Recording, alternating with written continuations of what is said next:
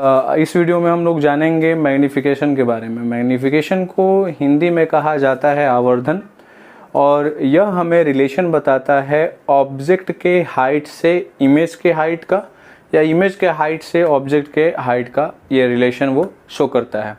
इसके साथ साथ यह रिलेशन बताता है किसके किसके बीच में, ऑब्जेक्ट के डिस्टेंस और इमेज के डिस्टेंस के बीच में। और वो किस तरीके से दिखाता है वो हम आगे प्रूव भी करके दिखाएंगे।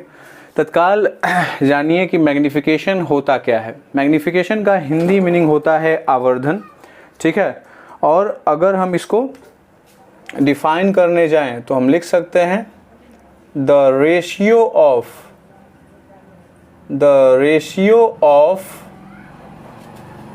साइज ऑफ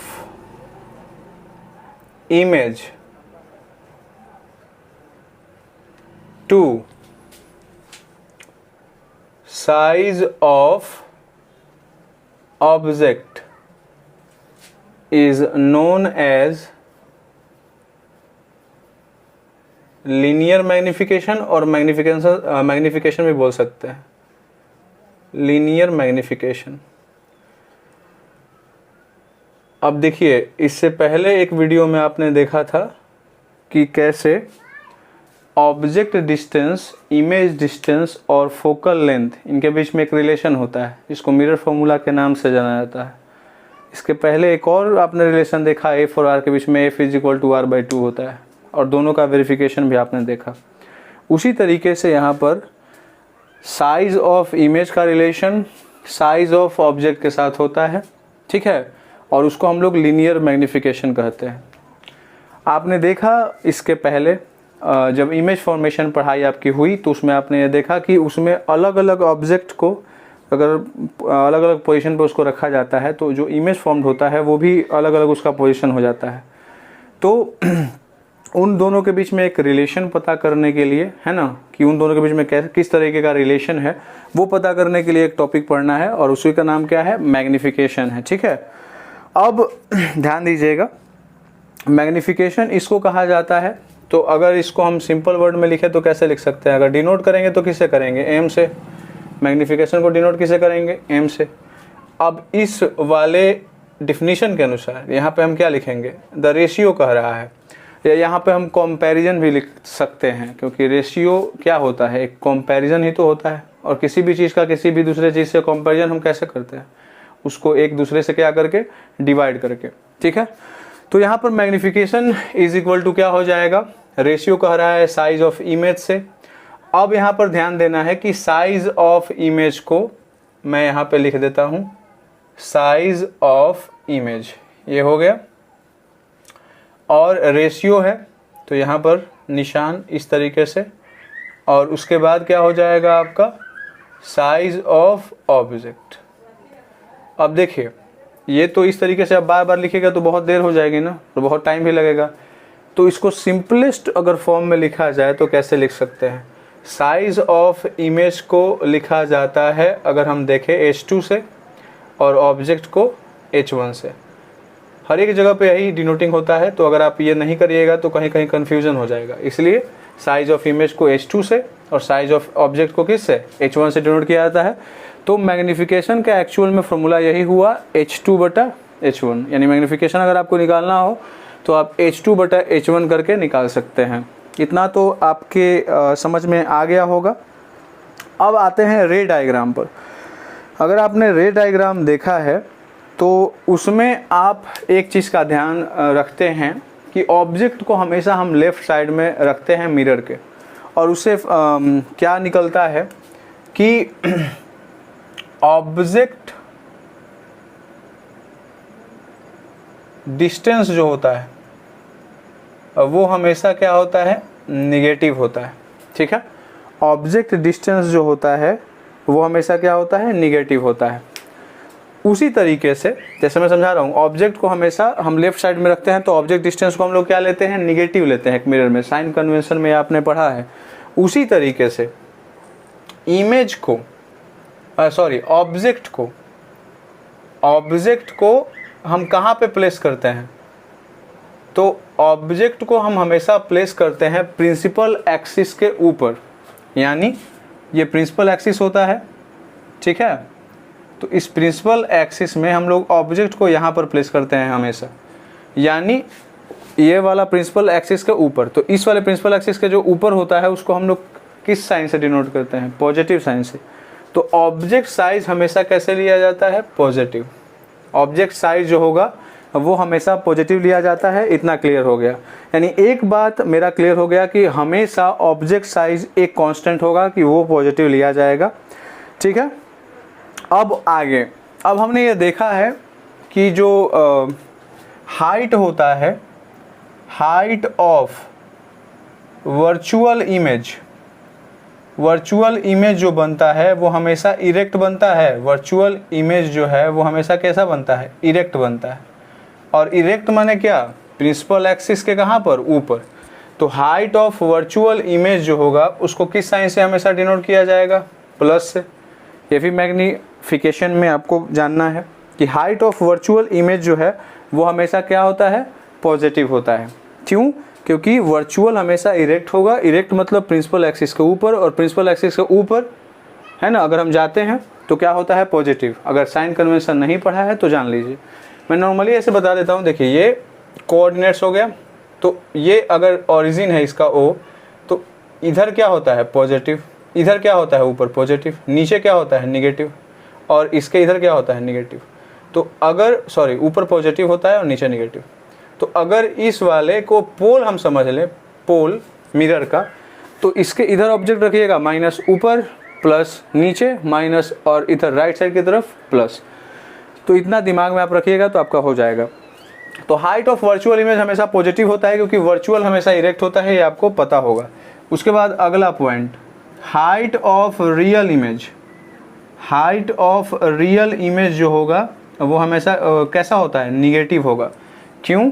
क्योंकि जो रियल होता है वो हमेशा इन्वर्टेड होता है। ये आपने पढ़ा है, जो रियल होता है वो हमेशा इन्वर्टेड होता है, और जो वर्चुअल होता है वो हमेशा इरेक्ट होता है। तो इन्वर्टेड मतलब क्या? प्रिंसिपल एक्सिस के नीचे। इन्वर्टेड का मतलब जानते हैं ना, रियल है तो इन्वर्टेड है, और इन्वर्टेड हमेशा प्रिंसिपल एक्सिस के नीचे। अगर इधर बनेगा तो नीचे ही बनेगा, और इधर भी बनेगा तो नीचे ही बनेगा।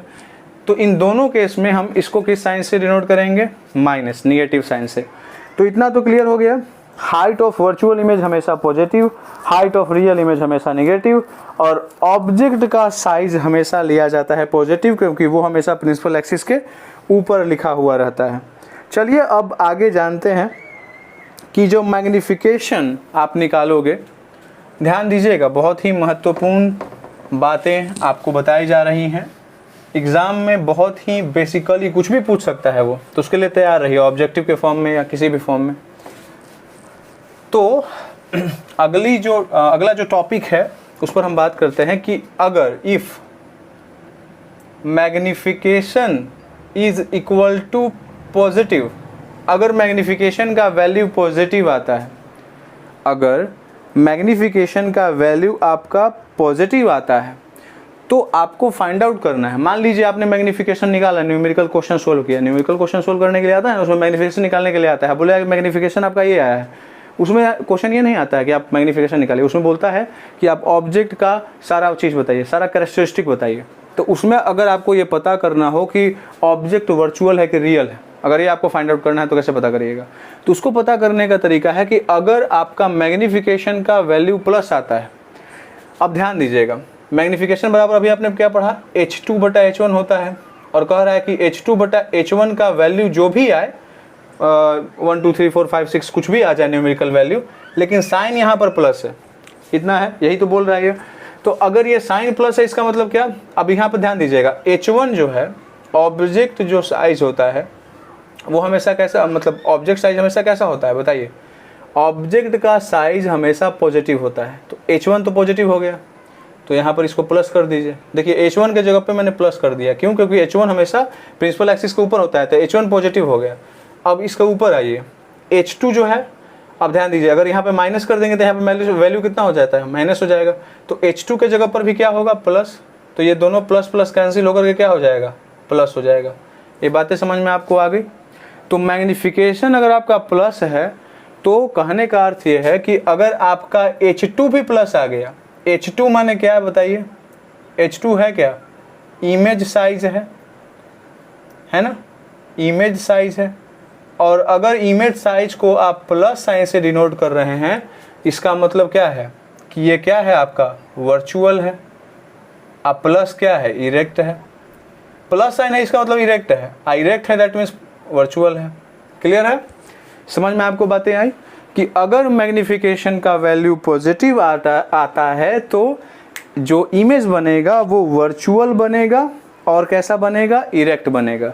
अब जस्ट इसके उल्टा आइए, if magnification is equal to minus sign, अगर माइनस साइन होगा तो क्या होगा, तो फिर से आइए वहीं पर H2/H1।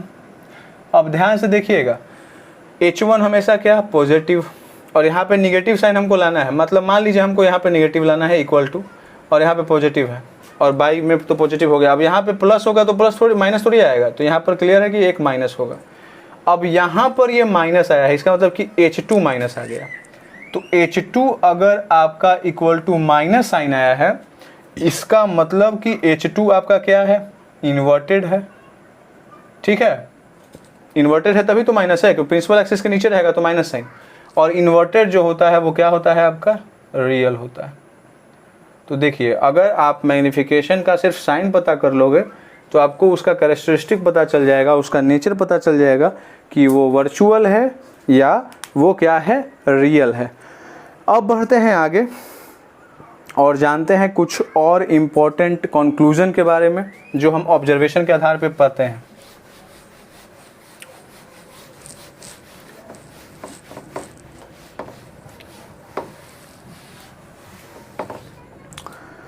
देखिए, अभी कंक्लूजन नंबर 1 हम जो पता करने वाले हैं कि जो कॉनकेव मिरर होता है वो हमेशा आपका दोनों तरह का इमेज बनाता है, रियल और इन्वर्टेड। ठीक है, हमने ये डायग्राम रे डायग्राम से जाना, तो हम यहाँ पे लिख देते हैं बाय रे डायग्राम। हमने रे डायग्राम पीछे फॉर्मेशन ऑफ इमेज जब पढ़ा तो हमने उसमें क्या पढ़ा कि इन कॉनकेव मिरर, जो कॉनकेव मिरर होता है, ठीक है, वो दोनों तरह का इमेज बनाता है, रियल भी और क्या, वर्चुअल भी। ये अलग बात है कि वर्चुअल सिर्फ वो एक पोजीशन पे बनाता है जब ऑब्जेक्ट को पोल और फोकस के बीच में रखा जाता है, बाकी जगह पे तो वो रियल ही बनाता है, लेकिन बनाता तो है। तो इसका मतलब ये हुआ कि जब कॉनकेव मिरर होगा तो उसमें जो मैग्निफिकेशन का वैल्यू होगा, मैग्निफिकेशन का जो वैल्यू होगा वो आपका प्लस भी आ सकता है और आपका माइनस भी आ सकता है। तो इन रे डायग्राम और स्पेशली इन कॉनकेव मिरर दोनों तरह का इमेज बनता है, रियल और वर्चुअल। तो मैग्निफिकेशन आपका दोनों तरह का आ जाएगा। अब बढ़ते हैं आगे और बात करते हैं कॉनकेव की, नहीं कॉन्वेक्स की। तो इन एक कॉन्वेक्स मिरर, इसमें कैसा इमेज बनता है थोड़ा बताइएगा। इसमें सर आपका वर्चुअल सिर्फ बनता है कि रियल बनता है, नहीं, सिर्फ आपका वर्चुअल इमेज बनता है। तो इसमें जो मैग्निफिकेशन होगा वो कैसा होगा बताइएगा। तो इसमें जो मैग्निफिकेशन आपका होगा वो कैसा हो जाएगा। अब ध्यान दीजिए, वर्चुअल कह रहा है सिर्फ बनने के लिए, तो वर्चुअल हमेशा कैसा होता है, इरेक्ट होता है। तो ऊपर तो साइन आपका क्या हो गया, प्लस हो गया, ऊपर आपका क्या हो गया, प्लस, और ऑब्जेक्ट भी आपका इसमें कैसे रखा जाता है, प्लस, यानी क्या हो जाएगा, पॉजिटिव। ठीक है, तो कॉन्वेक्स मिरर में जो मैग्निफिकेशन आप पता करोगे वो हमेशा कैसा आ जाएगा, आपका पॉजिटिव आएगा। अब बढ़ते हैं आगे। अब देखिए, ये हमने अभी जाना पोजीशन के आधार पे, अब थोड़ा सा और जानते हैं बेसिक्स। ध्यान दीजिएगा,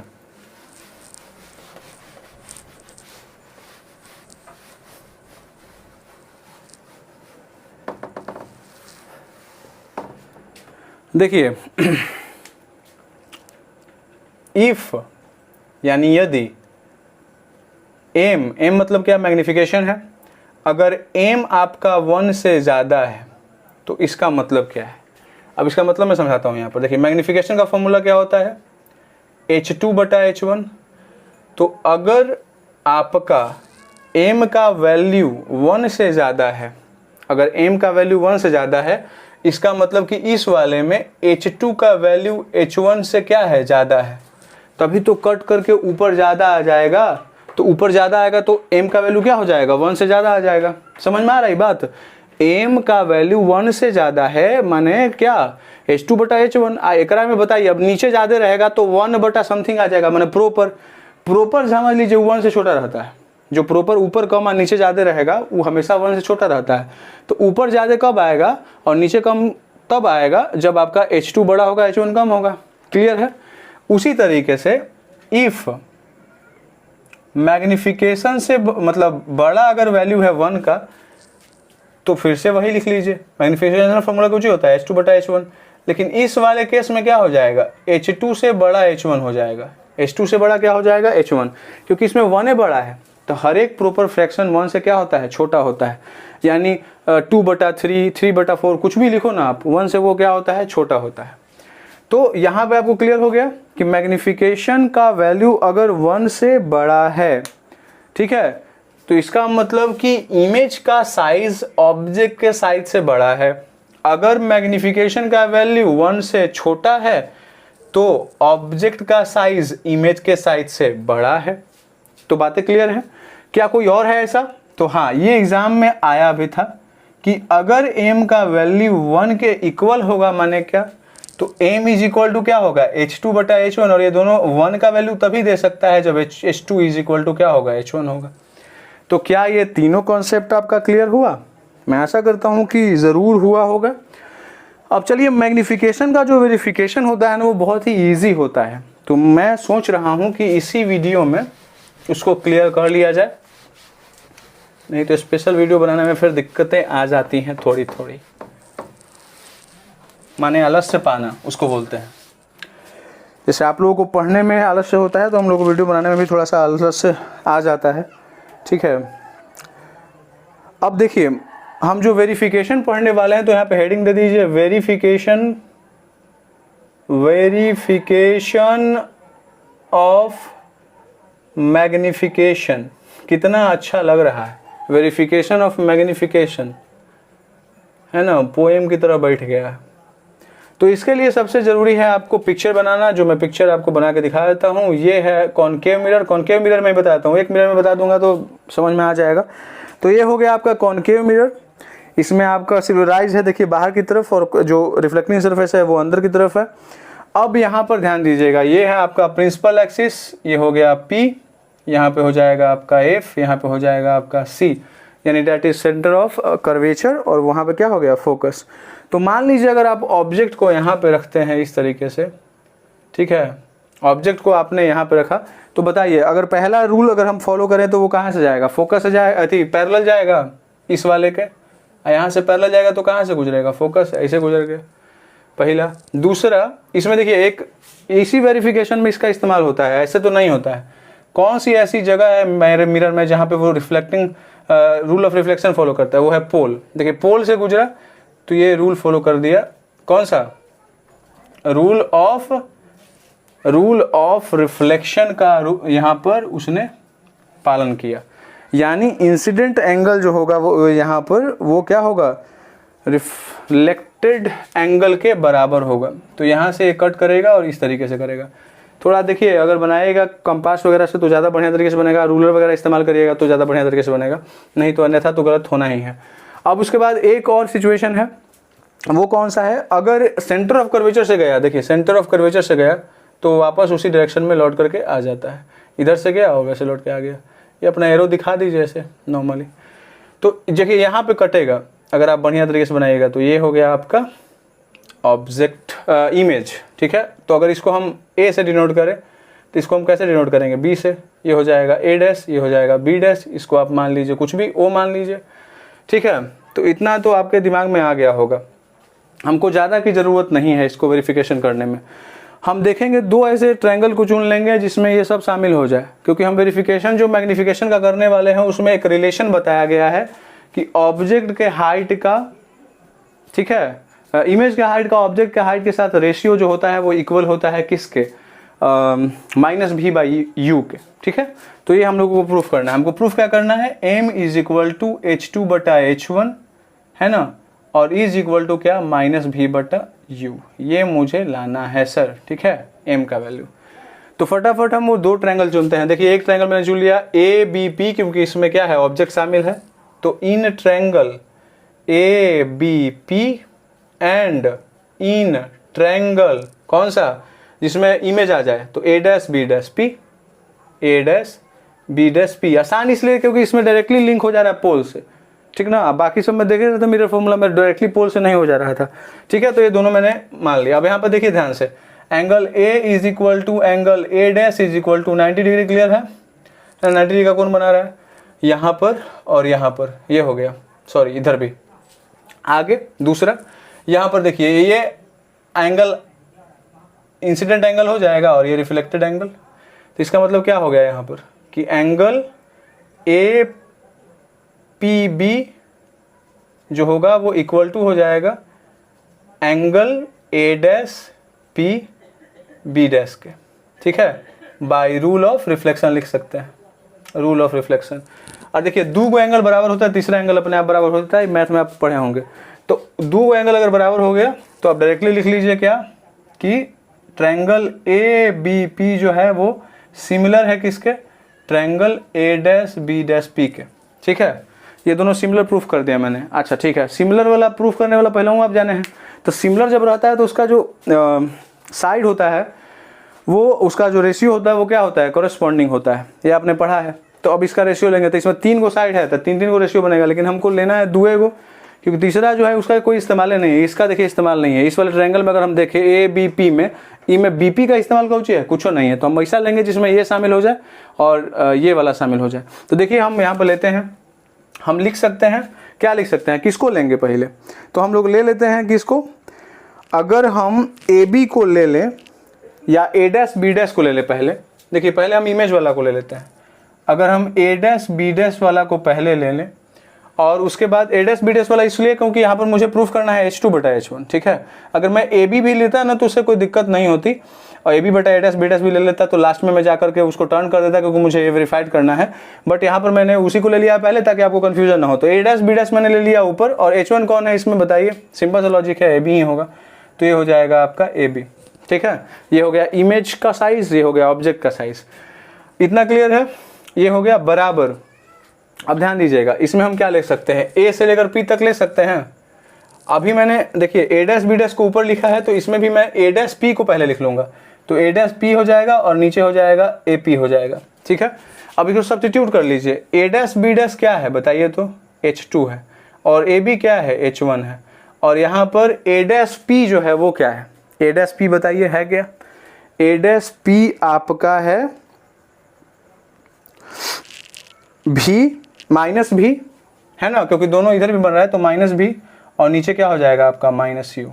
देखिए इधर के इधर जो डिस्टेंस लिया जाता है वो दोनों निगेटिव, तो u भी निगेटिव और v भी क्या होगा, निगेटिव, क्योंकि ऑब्जेक्ट भी जो है वो इधर ही बन रहा है, और ऑब्जेक्ट इधर ही है और इमेज भी इधर ही है, पोल के लेफ्ट साइड की तरफ। तो दोनों निगेटिव मैंने ले लिया।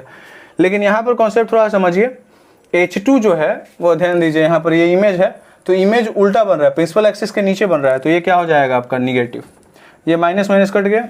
तो यहाँ पर देखिए एग्जैक्ट में हम H2 बटा H1 is equal to minus भी बटा यू लिख सकते हैं। ये जो माइनस है इधर पहुँच जाएगा, क्योंकि मुझे प्रूफ यही करना है तो मैं ऐसा लिख सकता हूँ, ठीक है। तो यही वेरिफिकेशन था, बहुत ही ईजी, आसानी से आपको इसको कर सकते हैं। तो ठीक है, ये वीडियो यहीं पर समाप्त होता है। वीडियो देखने के लिए धन्यवाद।